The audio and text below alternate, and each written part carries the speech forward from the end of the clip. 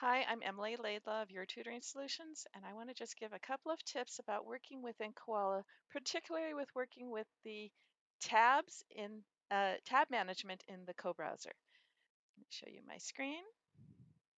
So here I am in Koala. This is the whiteboard, and this is one of my biggest tips is if you don't need all of the tabs and to see all of your bookmarks up here on your Chrome browser, go into full screen.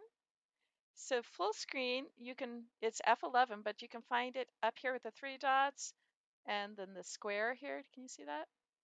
And do you see how it cleans it up and you don't have all of that confusing you or taking up space? So that's the full screen. But now I want to show you the co-browser. Okay, here in my co-browser, I can see my tabs here. Now, I used to organize my tabs by tab groups, and I would have my tab groups and group them together for a student and then open that group when I would teach that student and close that group. My problem was when you have a few tab groups, my tab group would take up more than half of my tab bar, and then I'd open it and I couldn't see what all my tabs were. So that was not working well. So what I've gone to instead is using bookmarks, and I'll show you why. So in bookmarks, and I pin my bookmark manager here, my bookmark bar here. But it's easy for me to have my folders listed vertically here for my students, and then I can go into a folder to get all of my tabs. It's not taking up all my space. So to do this, to bookmark something, you would bookmark it with the star here, right? But let me show you the bookmark manager.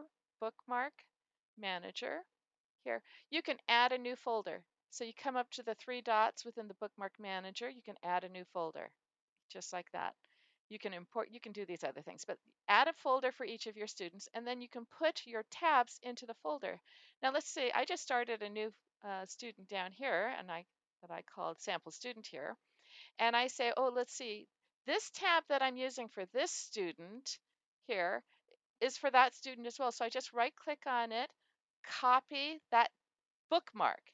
We're not copying the file, we're copying the bookmark.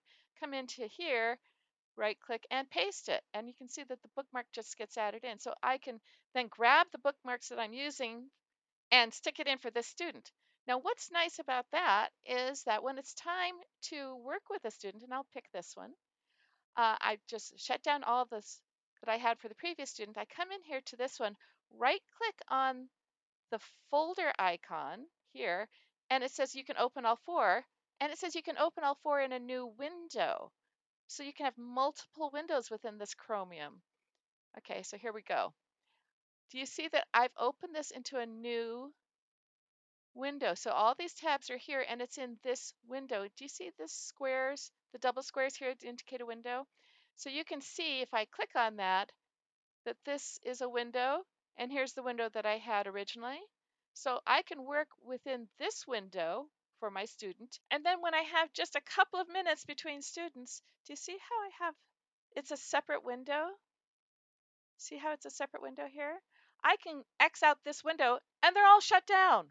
They're all shut. I don't have to go individually and go click, click, click, click, click. They're all shut down. And then I've got 2 seconds to go in and open up all of these for this student. Open all in a new window. There we go.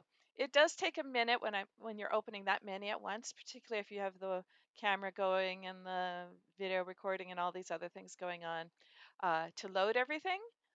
But it's really fast. And then when I'm done with the student, I just X out of that window. So I hope that's helpful for you in organizing your tabs efficiently for efficient teaching.